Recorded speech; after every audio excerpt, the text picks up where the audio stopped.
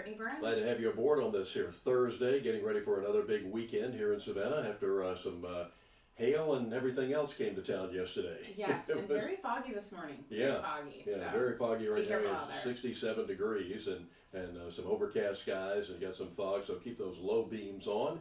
You're out there traveling. And in Richmond Hill yesterday, they were getting hail galore. I saw some pictures from Texas that had hail the size of grapefruits. I don't know how big it was and how big it was there, but hail does a lot of damage. Yes, roofing, cars, all the things. Mm-hmm. So I didn't even realize that you guys got hail here because we get it a lot. We don't get it a lot in Utah, but we do get it. Well, we don't get it a lot here either, but when we do, it's usually a doozy. So, and it doesn't last very long either, but nevertheless, the damage is done. So, but we'll keep an eye on the forecast for you, and it looks like it's going to be a pretty nice weekend as we go in, and we're only a week away from Saturday of the Scottish Games. We'll be discussing that more next week. Yes, very exciting, and you know, Bill, you are going to be hosting that. You're going to MC that? Well, I'll be hosting. I'll be one of the MCs, yes. and one of the legendary television anchors here, Sonny Dixon, also a former state representative, is going to be one of the co-hosts with me, or co-MCs. Oh, that's fun. Yeah, Sonny is just terrific. Great guy. He is. I mean, what you see is what you get, and he's great at going out and talking to all of the participants in the event, especially the athletes that come for the caber toss, and they have the children's run. A lot of stuff to do for kids. The border collies are always so much fun. So next Saturday at Bethesda, gates open at 8:45. Opening ceremonies at noon, and it is a lot of fun. Very colorful with a parade of tartans and everything else. So come on out and enjoy yourself. Yes, and I heard the food is really good. Food is outstanding. In fact, they've got more sponsors this year, and more food trucks coming in with different things. But things like shepherd's pie and I had a Scottish egg for the first time last year, and I was mad at myself for not eating one sooner, because they are absolutely fantastic. So come on out and enjoy yourself and enjoy the food. I love it. Well. Yeah, and then enjoy yourself at Tybee too. What's left of it? Well, after round 2, I'm not sure what it's going to look like. Hopefully they are planning for what's about to happen again this weekend, which is Orange Crush. Mm-hmm. They're calling it Peach Bingo or something. I don't know, whatever it is. Peach Health or Peachy Rendezvous or something. Oh. Yeah. Renaming it, huh? Yeah, whatever it is. Yeah. But they're trying to put all the lipstick on this pig that they possibly can, and the big cover up on what happened last weekend, because you can't get 45 or 50,000 people on Tybee Island at one time. I don't care what it is, and call us a racist if you want to, because I know the media is. But the county police said that they're going to be beefing up patrols this weekend. What they need to start doing is doing checkpoints and putting up roadblocks, starting on Whitmarsh Island or Wilmington Island, and start searching cars and making sure, because you have there's only a finite number of people that can get to Tybee. You can put on Tybee. You have just a finite amount of resources. There are very few people who made any money at Tybee last weekend, with all the people that were there, because people were walking out of restaurants without paying, or the restaurants that could open, because a lot of them couldn't, because they couldn't get personnel in, or they just decided we're going to close because we're not going to kowtow to these miscreants. And those who did ran out of food, and probably ran out of money too, because a lot of them, we understand that, Brittany, what was the story you heard, that something like $10,000 was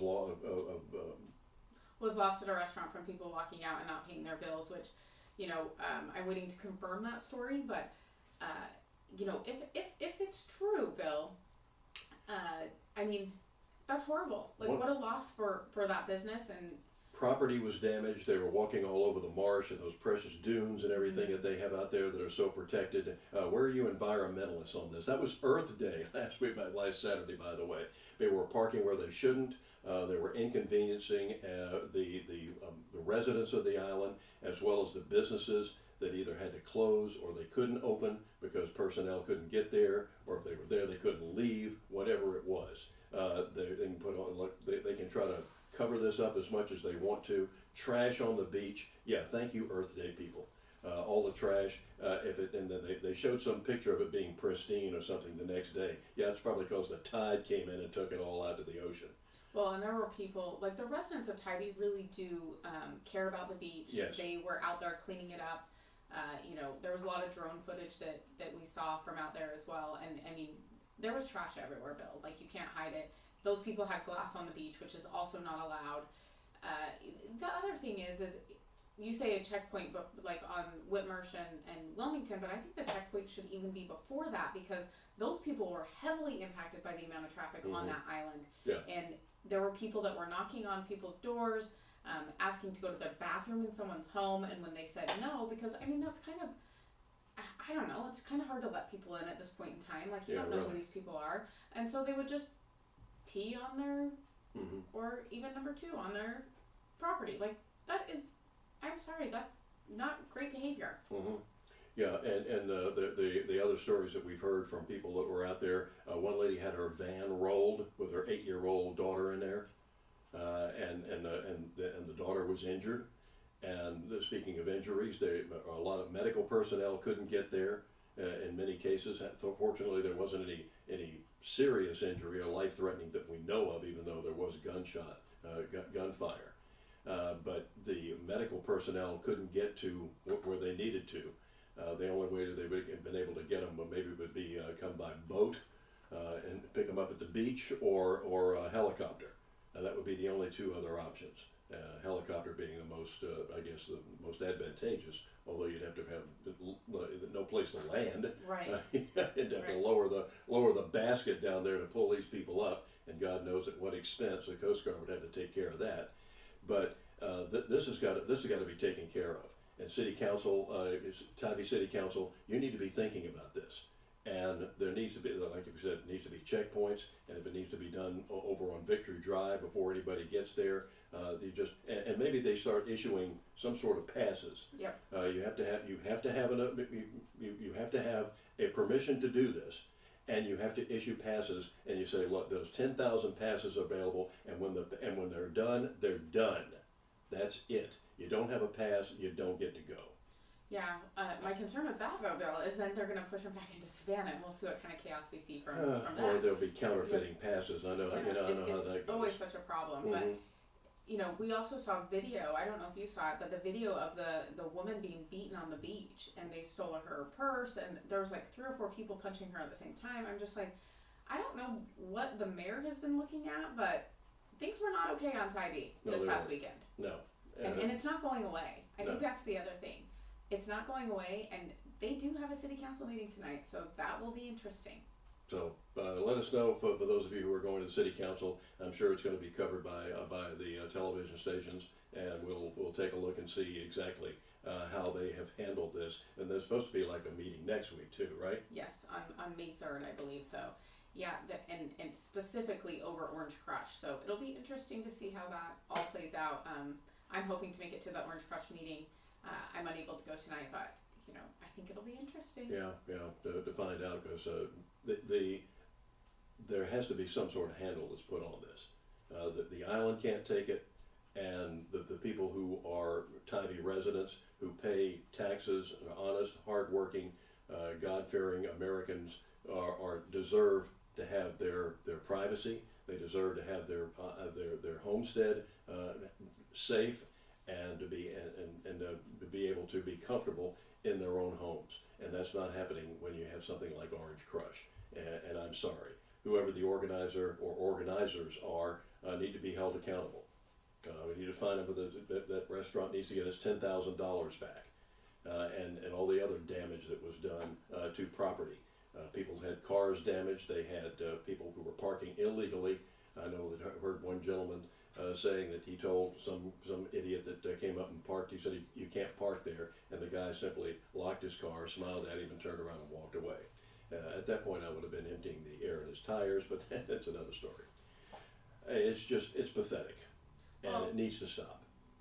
Yeah, and I just think that people that live on Tybee, they're used to tourists. They're used to crowds and stuff out there. So it's not that they want everyone to stay off the island. It's just you have to be able to also live in the area with in conjunction with the crowds. Well, I'm sorry for interrupting, but speaking of tourists, what about people who paid to be there that weekend, having totally oblivious to what might happen, Yep. and either couldn't get there or their place was taken, Airbnbs or whatever. Yep. They couldn't get they made reservations. They couldn't get their money back. So the total inconvenience. And how do you think that's going to play with them talking to their friends? This has a domino effect. Well, and I think people are like, well, it brings money to the island, but it actually hurt the island more than it helped, because of the restaurants. Number one, they ran out of food.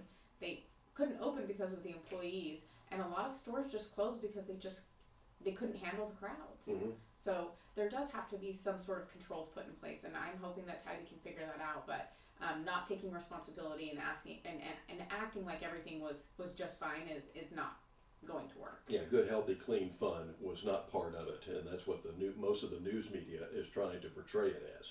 It's pathetic. Well, and also, shame on you. Besides that, the lewdness of some of these people, Mm-hmm. like just twerking on people's cars, jumping on people's cars, Including a police car. Yes. And nothing was done about it. Here's the thing, Bill. You and I always talk about, how does this happen? Like in Twerking on my car, I hit the gas. noted, Yeah. no twerking on Bill's car. Yeah. But that's the thing. We've seen this in other cities, and you and I have warned that if we're not careful, it can come close to home. And I feel like here it is, and the reaction for this and what they do to prepare this next weekend is going to tell us all we need to know about our elected officials here, as well as our police force and those types of things. Because I will tell you what, Tybee is very strict with everyone. When you go out there, the parking tickets, what they allow you to do, the dogs on the beach. I mean, they have very strict rules. Especially when you charge $100 a minute or something to park now. So, Yep. it is ridiculous. But if you're going to enforce it for the residents, you also have to enforce it for guests that are there. And that didn't happen this last weekend. And that's not fair to the residents there either. And since this is predominantly a black event, where are the black leaders that can come on and say, you people need to get your act together. You're besmirching. You're making it bad for yourself. You're making it bad for the people who are there, and you're making it bad for us. Well, and one of the comments that I got was, "This is spring break. This is just how it is." Oh, baloney. Yeah. So, in other words, we can't use. I've never been to a spring break like that. I haven't either. Maybe I'm just getting old. I don't know. And things can always get out of hand, but there needs to be some civility to all of this, and then it needs to be a limit to how many people can come. And I don't know exactly how you can do it without gating the community, but they're going to have to do that. They have the police sitting right there at the Lazaretto Creek Bridge and saying, "I'm sorry, you're going to have to, if you want to come, go over here and come back in an hour, because we can't accommodate any more people." Yeah, I think we need to keep them off of all of the islands as best we can, because it impacted so many people. It's like when you weekend. come to a parking garage and the sign says full, Yes. you can't park there. Exactly. Nowhere to go. Mm-hmm. And we are going to take a break, but we'll be right back with some news on Tucker Carlson. Mm-hmm. Yeah, Tucker's back.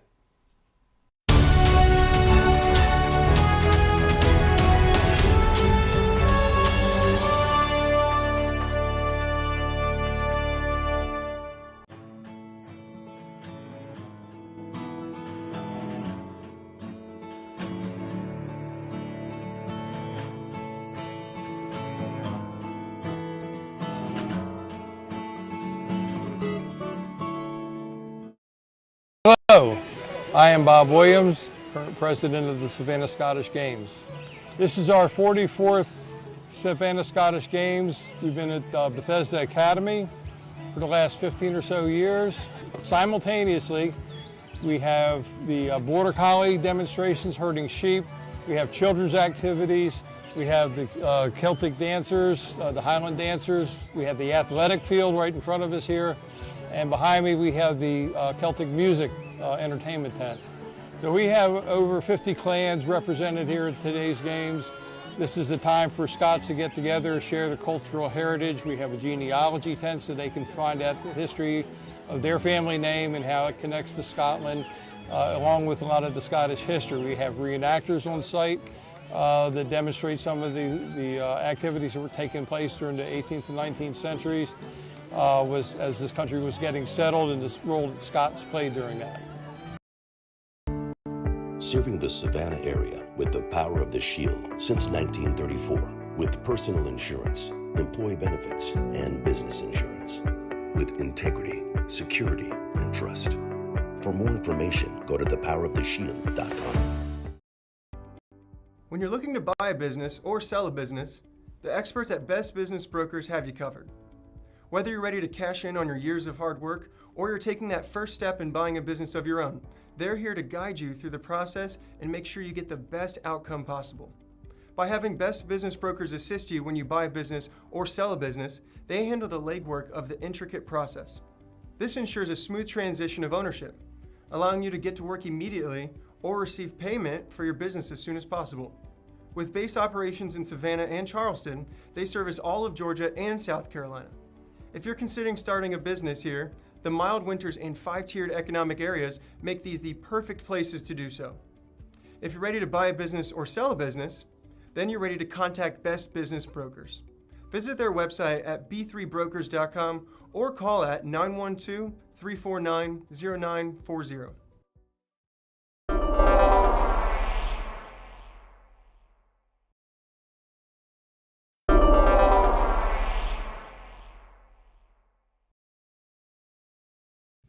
At Get Real America, we are focused on Savannah, but we'd like to hear from other communities as well. We have a lot in common. Come join us today at Sweet Potato's Kitchen for some of that good Southern home cooking, like fried chicken, fish, and mouth-watering banana pudding. Say it's the best in the world, and you won't get an argument from me. Also, those vegetables are fresh and delicious. Voted Southside's best restaurant in Savannah at least 5 times, and large corporate parties are welcome. Tell them Bill Edwards sent you. Drop by and eat today. Everybody loves sweet potatoes.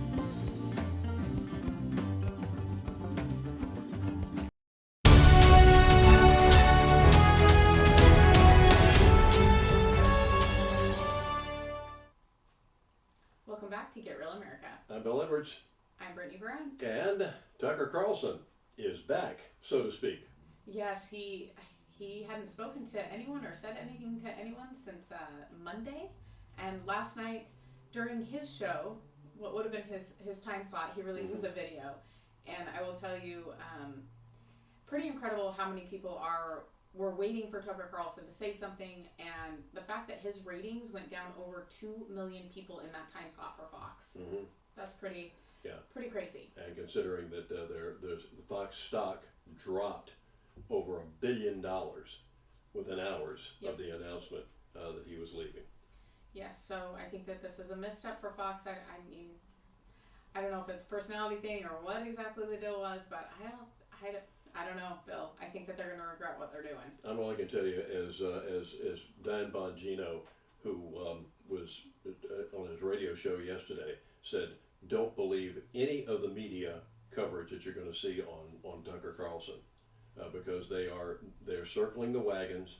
They're trying to destroy this guy. They always have, and now this has given them red meat, and that you're going to see all sorts of stories that are not true. There was one of them that said that because he was expressing his Christian faith over the weekend at one of the what was it, the Heritage Foundation meeting that he was speaking to, and said that Rupert Murdoch, the owner, CEO, and of Fox, does not like that sort of thing. Bongino said, if that's not balderdash, I don't know what is. He said, I've been on Fox for 12 years. He left his Unfiltered show, family reasons. He's claiming, and his radio show is going to be going away soon too. Again, he's quoting family reasons, but he's also got a lot of health issues that he needs to take care of as well. But he said, in the 12 years I was there, he said, I profess my belief in Jesus Christ as my Savior, and made Bible quotes all the time. Nothing. Pete Hegseth had 2 big hour specials on Fox Nation as well as on the Fox News channel on Christmas and Easter. And you have their religious who does the Women of the Bible, done by Shannon Bream and others. And Any of so that's just nonsense to begin with. That this bothers Rupert Murdoch. If it did, then he's been really bothered for a real long time. By a lot of people, right? Yeah, exactly. So don't believe any of the stories that you're seeing in the mainstream media about Tucker Carlson right now. Well, within 45 minutes of him posting this video that we're about to play, there was 3.5 million impressions and 130,000 likes in just 45 minutes. I mean, Tucker Carlson's not going anywhere. Yeah, that's a way. Yeah, he's gonna be fine. And this is what it looked like. Good evening. It's Tucker Carlson. One of the first things you realize when you step outside the noise for a few days is how many genuinely nice people there are in this country. Kind and decent people, people who really care about what's true, and a bunch of hilarious people also, a lot of those. It's got to be the majority of the population, even now. So that's heartening. The other thing you notice when you take a little time off is how unbelievably stupid most of the debates you see on television are. They're completely irrelevant. They mean nothing. In 5 years, we won't even remember that we had them. Trust me, as someone who's participated. And yet at the same time, and this is the amazing thing, the undeniably big topics, the ones that will define our future, get virtually no discussion at all. War, civil liberties, emerging science, demographic change, corporate power, natural resources. When was the last time you heard a legitimate debate about any of those issues? It's been a long time. Debates like that are not permitted in American media. Both political parties and their donors have reached consensus on what benefits them, and they actively collude to shut down any conversation about it. Suddenly, the United States looks very much like a one-party state. That's a depressing realization, but it's not permanent. Our current orthodoxies won't last. They're brain dead. Nobody actually believes them. Hardly anyone's life is improved by them. This moment is too inherently ridiculous to continue, and so it won't. The people in charge know this. That's why they're hysterical and aggressive. They're afraid. They've given up persuasion. They're resorting to force. But it won't work. When honest people say what's true, calmly and without embarrassment, they become powerful. At the same time, the liars who've been trying to silence them shrink, and they become weaker. That's the iron law of the universe. True things prevail. Where can you still find Americans saying true things? There aren't many places left, but there are some, and that's enough. As long as you can hear the words, there is hope. See you soon. Amazing. Yes, I love that he always has a good attitude about things. And our friend Steve stands with us this morning, and he said he canceled his Fox Nation and every program I DVR'd off Fox. I'm through with the woke Fox. I mean, good on you, Steve. Yeah, I feel like a lot of people are feeling this way, especially when, I think Fox has turned into what you're allowed to believe, where CNN is telling you what you should believe, and then there's just like this weird transition in the media right now, and I think that Tucker was willing to have the hard conversations and maybe the conversations that no one wants to have because they bring a lot of light to the things that have been going on in this country for a very long time. And there is a lot of corruption. There's a lot of things that people don't want to recognize about our government. And Tucker was willing to talk about those things and unapologetically. And I think that that's why, it made a lot of people nervous. Well, yeah, it's one of the reasons that they don't want Donald Trump back in office as president of the United States is because he was exposing all the deep state, and I don't think even he knew how deep the deep state was. It almost seems to be fathomless. It is unbelievable when you start exposing, you start peeling the layers back of this onion, just how deep it goes.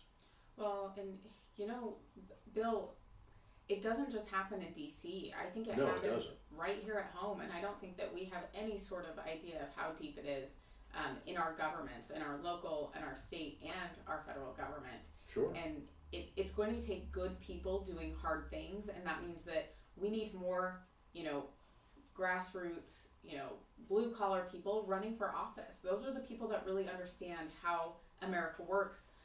And also, I would like to just see more patriotism in our government. I feel like we're losing that very quickly. And when you have people, last night I was somewhere and I saw American flags on businesses, and you used to see that all the time, and now it's rare.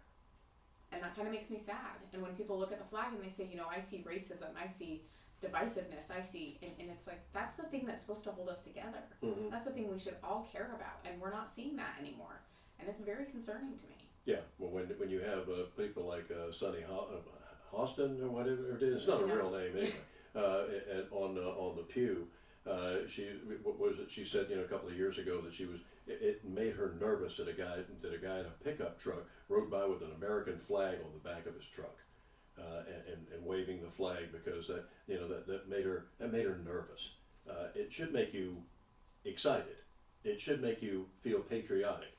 It should make you love this country and say, here's a guy who loves our country, and I feel comfortable with this guy in my neighborhood, not somebody who's coming in to destroy it. And we need to start teaching this in our public schools again. When I was doing substitute teaching many years ago, I remember I was so shocked. One of the times that I went, and I won't mention it, was Windsor Forest High School, but it was, they had everybody stand up. They were doing the morning announcements, and they were going through, you know, this is going to happen, and so happens, and lunch has this, that, and the other, and now stand for the salute to the Pledge of Allegiance. I was like, what? They're going to do the Pledge of Allegiance over the PA system? And most of the kids just sat there. They didn't pledge, and I read them the Riot Act. They looked at me like I'd just grown 2 heads or something, or stepped off a flying saucer from another galaxy. But I said, you stand up right now, and you look at this flag, you put your hand over your heart, and you say the Pledge of Allegiance. I had people with their mouths on the floor, practically, that I was asking them to do that. Well, and this is how many years ago? That's the other thing that's really scary. This is over 20. Because I was never able to substitute when I was doing morning radio for 20 and a half years, because I was on the air, and you have to be at school at like 7 o'clock. Well, and that's what's scary to me is like how many, you know, patriotic people are actually in our schools now, teaching them the value of what the U.S. is and what it's done for people, and why people have, you know, there's a line to get into this country. Yeah. There's a reason. It's not just because we're a hateful, racist country. It's because this is the land of the free, home of the brave, and prosperity. Mm-hmm. Yeah, they're coming here, and they're coming here in droves. You don't see them straight. We're going to hear from Travis Chance here in the next segment, our financial advisor, and giving you some financial advice from CFG Wealth Management. And he just came back from a trip to Argentina. And he said, you know, the Argentinian people were telling him, we see this socialism path you're going down, don't do it. We did that here. Just to give you a little bit of history, when Juan Perón took over as the president of Argentina back in the 30s, Argentina was exporting over half of the world's beef, and 80% of the world's corn. They were extremely. They had an economy that was roaring. They were doing as well as the United States, no doubt about it. But the people in the city started complaining the farmers were making too much money. So Juan Perón started going to wage and price controls. And when the farmers could no longer be rewarded for what they produced, they started producing less and less, to the point where Argentina, for the most part, now has to import food to feed its own people. And this is, once again, a country that was exporting half of the world's beef and 80% of the world's corn before the no-all government took over. Yeah. And that's what they're seeing here. Well, we should take lessons from history.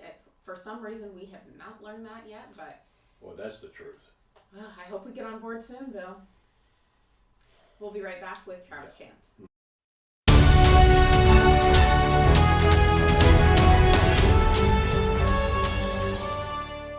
At Get Real America, we want to make sure that the real story gets out, and you can help us as a sponsor or as an advertiser to make sure that that word does get out to the community. Be a sponsor and support your local community here at Get Real America.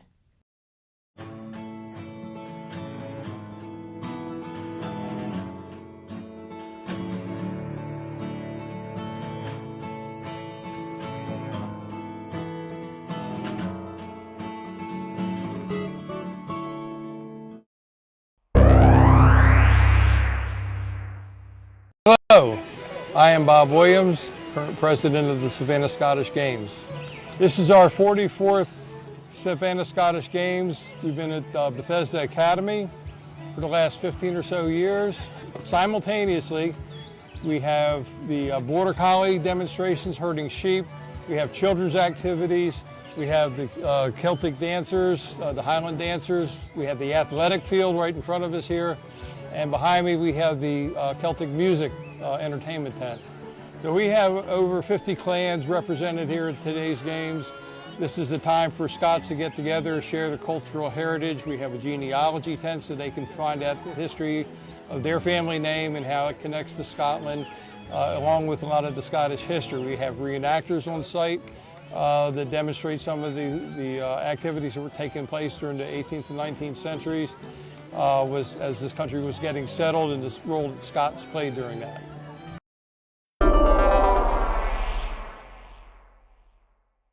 I don't think it's an accident that I ended up writing music for a living, because I think I lived in a house where I saw how deeply it affected everyone in the house. And just how much everyone defined themselves by the music they listened to. Music as a framework, I think, gave my parents my identity from a young age. You can like any music that you want if it makes you feel happy. And now when I hear certain songs, I think of them, and I think of them in their happiest state, and it makes me happy. If they seem like they're having trouble talking about something, I try to tell them about a time when I felt something similar. Whatever the issue was, we would tell them the pros and cons and how important it was, and that they had come to us because we could always help them. I think the real important point, we always told them, no matter what you do, no matter what happens, we will help you through it no matter what it is. Come join us today at Sweet Potatoes Kitchen for some of that good Southern home cooking, like fried chicken, fish, and mouth-watering banana pudding. Say it's the best in the world, and you won't get an argument from me. Also, those vegetables are fresh and delicious. Voted Southside's best restaurant in Savannah at least 5 times, and large corporate parties are welcome. Tell them Bill Edwards sent you. Drop by and eat today. Everybody loves sweet potatoes.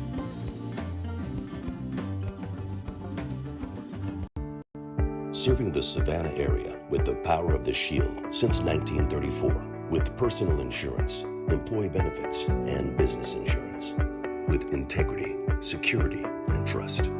For more information, go to thepoweroftheshield.com.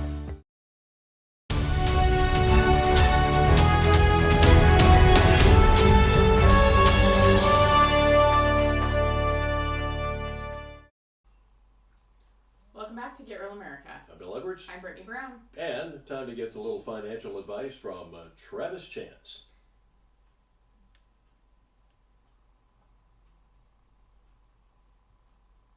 Welcome back to Get Real America. Here it is on Thursday, and it is time to talk once again with our good buddy Travis Chance about what's going on financially these days and some advice that he can give you money-wise, but do your own research as well. Travis is head of CFG Wealth Management. He is my wife and I's financial advisor and has done a great job for us. And Travis, welcome back after a little bit of a hiatus where you were off doing some research in South America. So I appreciate the opportunity to come home. What's you said that you recently had gone down to Argentina, and that we like a lot of other Americans that I've suggested over the years, need to leave the country every once in a while and see how good we have it here. Yeah, I'll be quite honest with you. It was an eye-opening experience. We hear a lot of the media and a lot of the talking heads talk about how bad we are and all the negatives as far as the U.S. and what we don't do, but just this constant barrage of negativity. But I'll be quite honest with you, I didn't see a line of people trying to get into Argentina. Really? You see a lot of people trying to get into the United States, but you don't see a lot of people trying to get into Argentina. And it was eye-opening for me because, as I told you before we started the show, or before we started the segment, it was remarkable to see just how much we have no room to complain whatsoever. Because the conditions and the living environment, you have not seen poverty and squalor like there, here.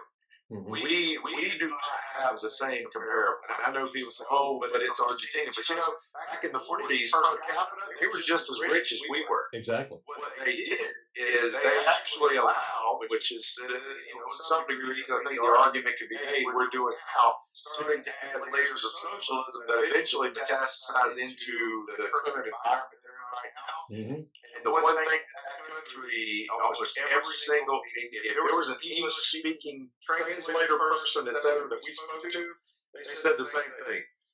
Do not go down the same road we went down. You guys are the protector of us and everybody else, and you do not need to do what you're doing right now. They are just as concerned about the state of our political affairs as we are. I can assure you. Thank you, Juan Perón. We're talking with Travis Chance here on what's going on. Well, Travis, you've talked me off the ledge on numerous occasions here. There's certainly lots to talk about now with more taxes that they're putting on, bigger spending, the increasing the debt ceiling once again. We're talking, and we see all this coalition between Russia and China, and then a triumvirate sort of being with Saudi Arabia leaning toward China, as well as a lot of other countries in the Middle East. And China is trying to get the yuan as the standard instead of the dollar. So we're hearing a lot of stuff about that. What can you tell us at this point? Well, so Bill, and I'm just going to use the same thing. I'm going to use my trip as kind of the benchmark. Do you know when we were in Argentina, do you know what currency they asked for? The dollar? Yeah, the American. They asked for a peso. They asked for a dollar. And the reason I asked why, I said, do you not want me to convert and give you pesos? They said, no. Because when their currency is so in flux, and it changes so rapidly, and they actually have a conversion rate, they just set per like restaurants, stores, etc. They would put a sheet on the door that would say that the dollar is worth 390 pesos today, or 280, or 320, or whatever, and it changed on a daily basis. So you might not have enough money to actually buy groceries on a day-to-day basis if you use their currency, because it fluctuates so much and can be manipulated so easily. Oh my gosh. Well, the Chinese, if you think about it, the Chinese peg the yuan and determine what the value of the yuan is. Mm-hmm. So do you tell me that if you're a country out there, you're going to trust Xi Jinping, and you're going to trust that they're not going to all of a sudden one day, if it benefits them, say, okay, it's now worth half? Absolutely. I know there's a lot of concern out there. I'll be quite honest with you. I just don't see. I see there's a lot of saber rattling. I see there's a lot of obviously payback. I think our foreign policy is as weak as it's been in decades. I think we obviously need to take a long, hard look at who we need to be, or who needs to be in the White House come 24. But I do not see countries long term abandoning the dollar, which we might all be in a bad neighborhood, but we're still the best house in a bad neighborhood. I don't see them going to abandoning the dollar for the yuan, the ruble, or any other currency. I just don't see it. Now, once again, I could be wrong, but I'm just telling you, there are countries out there that they don't want their currency. They want our currency, because they know if they get $1 today, that it's worth $1 tomorrow. So that's my opinion on that. Once again, everyone has one, and everyone has entitled their opinion. That's mine. Yeah. Travis Chance with us. And Travis, what do you, we always tell people that the best policy always is to invest in mutual funds, or have your, don't put all your eggs in one basket. What are you looking at right now? What are you advising your followers to do? I'll be honest with you. No different than we advise you guys and everyone else that we come in contact with. Right now, we've taken more of a neutral position. I'm not in any way, shape, form, or fashion saying the coast is all clear. We're getting to the point of kind of a break point, Bill, because if you look at the history, past 90 years, we've had 13 recessions, 15 caused by the Fed. Just kidding. But obviously, the Federal Reserve has definitely had their hands in the past recessions. And most bear markets last about 11.2 months. And we have now been in this for about 17, 18 months. So we're getting pretty long in the tooth. Now, once again, different circumstances. We had quantitative easing for 15 years. We had interest rates at all-time lows. We're having to work through a lot of challenges. So I'll be quite honest. I'm not, even though we're getting to the end or to the latter part of most bear markets time-wise, I'm not raising the all clear flag yet. I think the Fed meeting next week is going to have a huge impact. I do think they have the shade now because they were trying to get as much credibility back as they could because they had basically just completely done everything that they said they would do. They did the opposite, right? They had no credibility. They said, we're going to start raising rates, and I feel like to gain some credibility back, they really made sure that whatever they said, that's what they did. I think it's fractured some things in the economy. I think the banking crisis has given them the ability to probably go neutral, not raise rates, because I think the net effect of the banking crisis is going to be it's essentially like them raising another 100 basis points because you're going to see banks require more capital. They're going to charge more interest rates. It's going to be prohibitive for people to get loans because they can't qualify. And it's just going to be a very volatile period for the next few months. Now, if the Fed decides they're going to go neutral or maybe even go to a quarter point in the next meeting, I think we could ride marginally higher, but I don't think we're talking about shooting off like a rocket in space like we did in 20, because the stimulus is what was the rocket fuel for that market. If the Fed, and I could be wrong, if the Fed says, you know what, we're going to go 75 basis points because we got inflation on the ropes and we're going to go ahead and kill it, I think what you're going to see is the market's not going to like that. We're going to test October lows. So I could be wrong. I gave up trying to guess what the Fed's going to do. So that's a pretty decent observation from both sides of the coin, Bill. I think more than anything else, Travis, is that you tell people, you know, when you're in the stock market, you're in there. It is not a race. It's not a sprint. It's a marathon. And taking your money out of the market just because we have a dip for a few days or even a few weeks is no reason to sell or to take your money out and put it in a CD or something. No. And here's the other thing, Bill. You think about once again the advice that we've given to you guys and all of our clients. You don't have to have every part of your portfolio hitting a home run.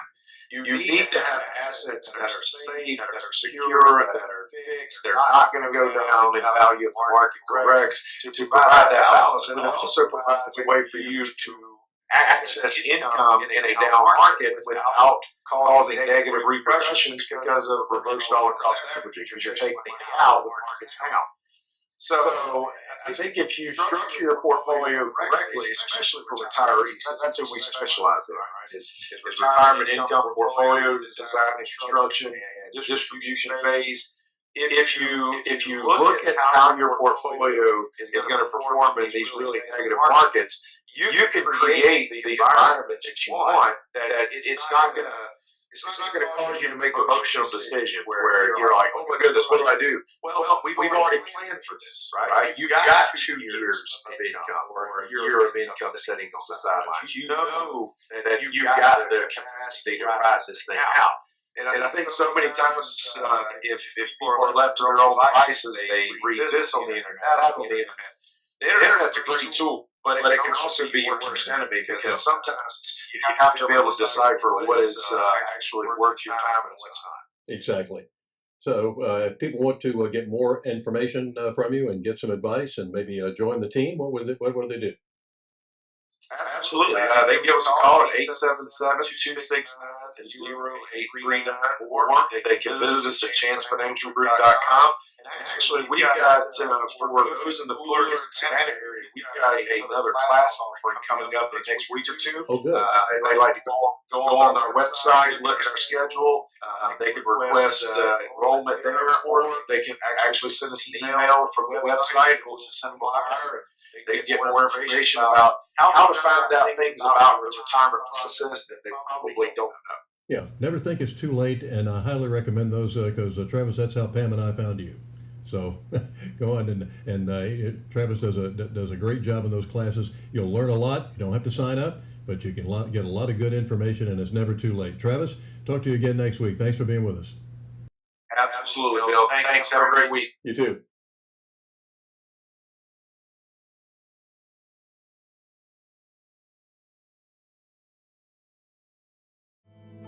Who is a kid? Well, that's a kid. And another. Look, a gaggle of them. Or is it a herd? Litter? Pride. But what about her? Tell her she's not a kid. Or him. So how do we tell who is a kid? Height? Age, maybe. But some of us have to grow up faster than others. A kid. A kid wants to make the world better. And one day, he just might. Is a kid fearless? Vulnerable? Strong? Nervous? Yes. Yes. Yes. Yes. Kiwanis is 600,000 kids at heart doing all the little and big things it takes to help children around the world. Because kids need Kiwanis. All of them.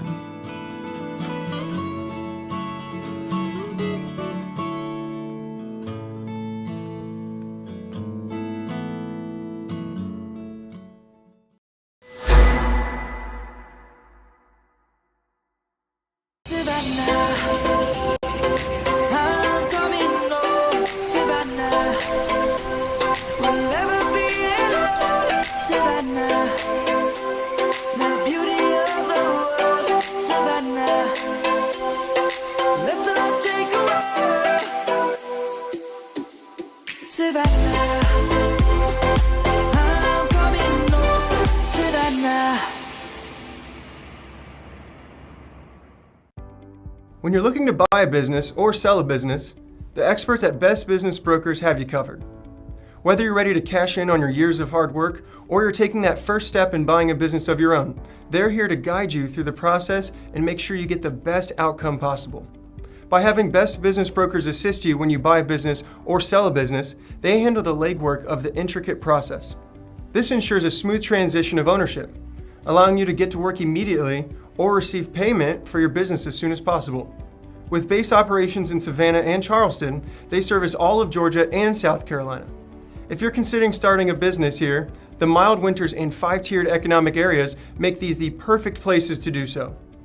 If you're ready to buy a business or sell a business, then you're ready to contact Best Business Brokers.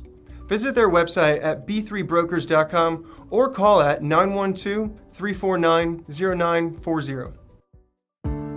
Serving the Savannah area with the power of the Shield since 1934, with personal insurance, employee benefits, and business insurance, with integrity, security, and trust. For more information, go to thepoweroftheshield.com. Come join us today at Sweet Potatoes Kitchen for some of that good Southern home cooking, like fried chicken, fish, and mouth-watering banana pudding. Say it's the best in the world, and you won't get an argument from me. Also, those vegetables are fresh and delicious. Voted Southside's best restaurant in Savannah at least 5 times, and large corporate parties are welcome. Tell them Bill Edwards sent you. Drop by and eat today. Everybody loves sweet potatoes.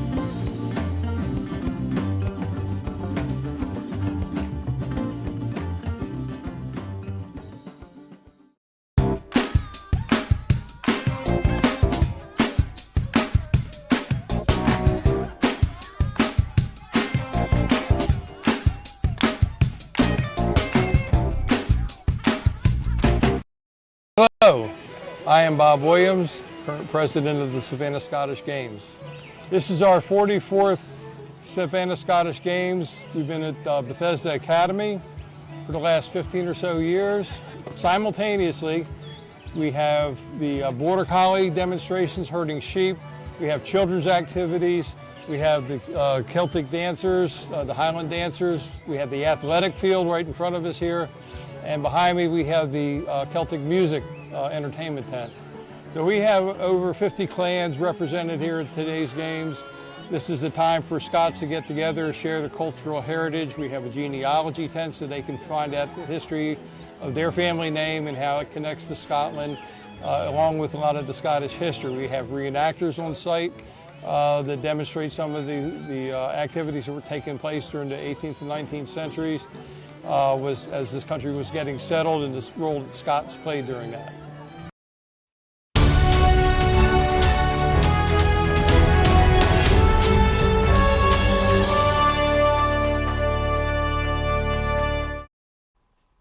Welcome back to Get Real America. I'm Bill Edwards. I'm Brittany Brown. And once again, we're doing a series on presidents. What you know about them, what you don't.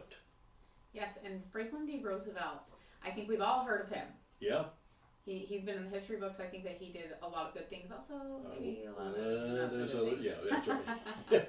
Our longest serving president. Yes. Having been elected to a fourth term. Of course, he died very early in the fourth term because in those days the media didn't do as much research as they were supposed to, or things like that were kept, like his deteriorating health was kept away from him. And he died quite young, as a matter of fact.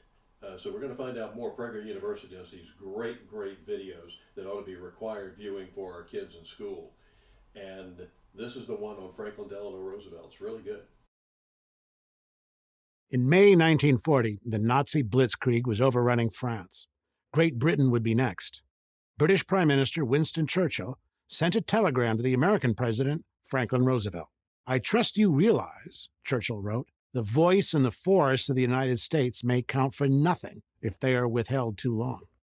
Roosevelt was a former Assistant Secretary of the Navy and a student of naval strategy. If Hitler were to take control of Britain, he would take control of the Atlantic. This, Roosevelt knew, would pose a grave threat to America.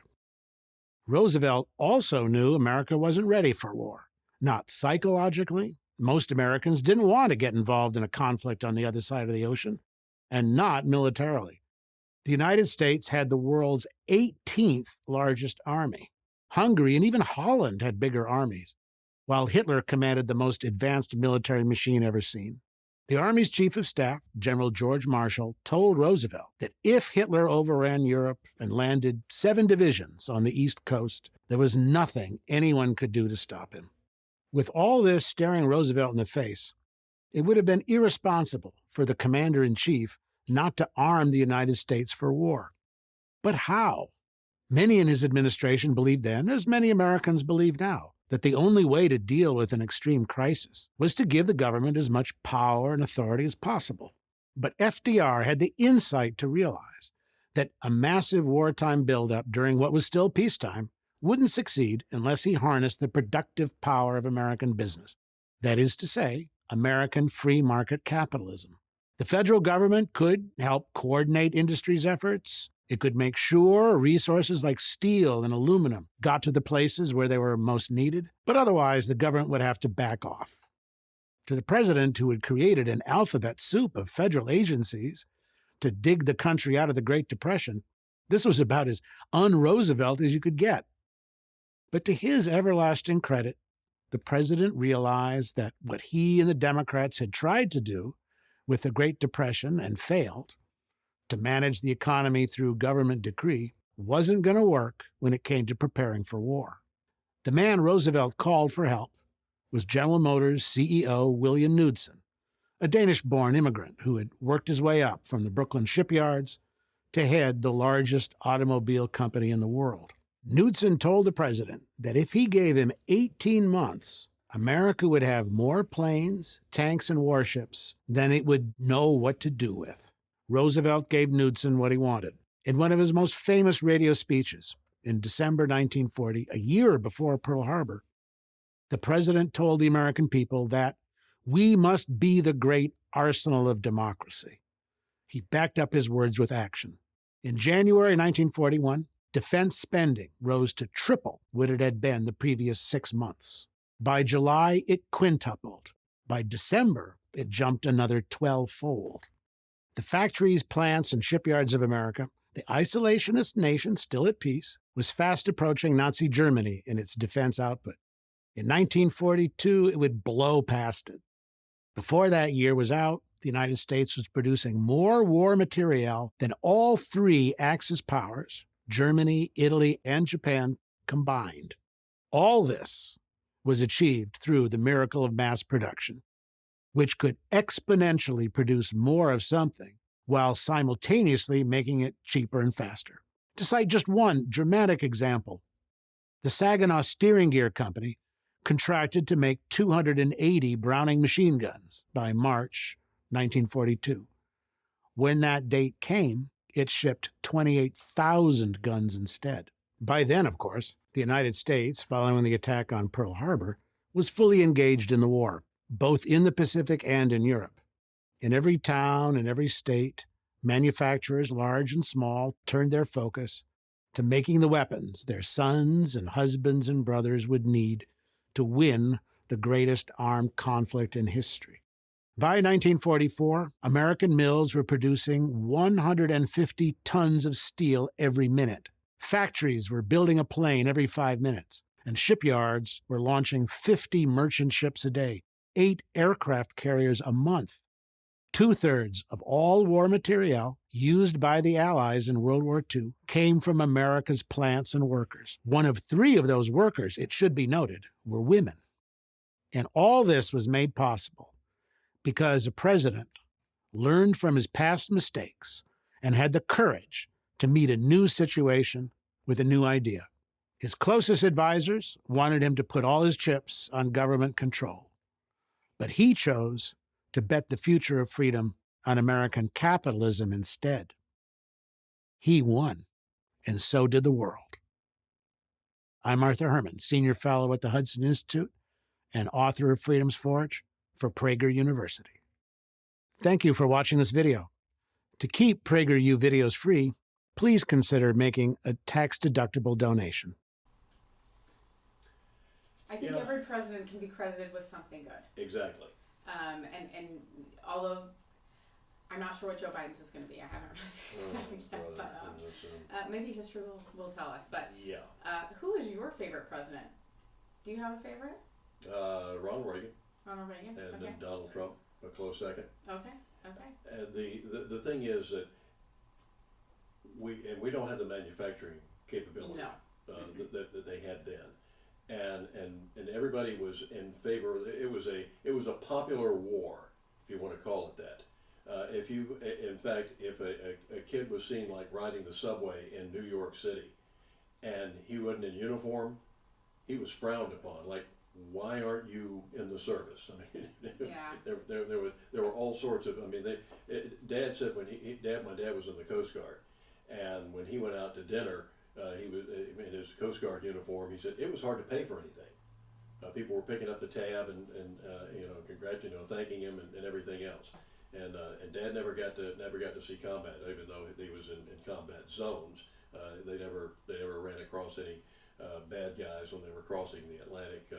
He was in charge of getting up the poker games in the captain's cabin on the cruise to India. But nevertheless. They could have run across a Nazi wolf pack at any point, or destroyers, or any of the other powerful navy that the Nazis had, and it was an amazing effort. The sacrifices that were made. People were planting victory gardens to grow their own food because food was in short supply. We built 88 of those Liberty ships here. The forgotten service is the Merchant Marines, and they were the ones who were taking the supplies over there. There were most of those ships were either sunk, or I think there's one left that was built here, and but those were the ones who were taking troops, supplies, and everything else.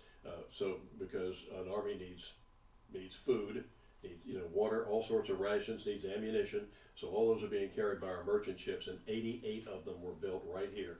And there's a great book on it that was written by my high school German teacher, Tony Cope, who wrote and he just passed away about a year or two ago.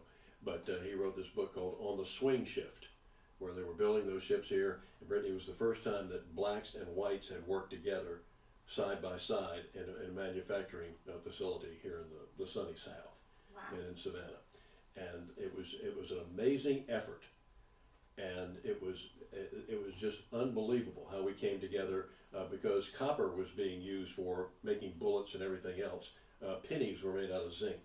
If you can find one of those black pennies that were made between like 1941 and 1945, it's a collector's item for sure. Well, and I think that we may need something like that to bring us together. We're probably more divided than we've ever been. So I think we are in store for some hard times ahead. But I think the outcome might be a very positive one. But we'll have to see. But if you have a favorite president, please let us know. We'd love to hear from you. Yeah. Thanks so much for tuning in. We will see you guys on Monday. Yeah. Have a great weekend.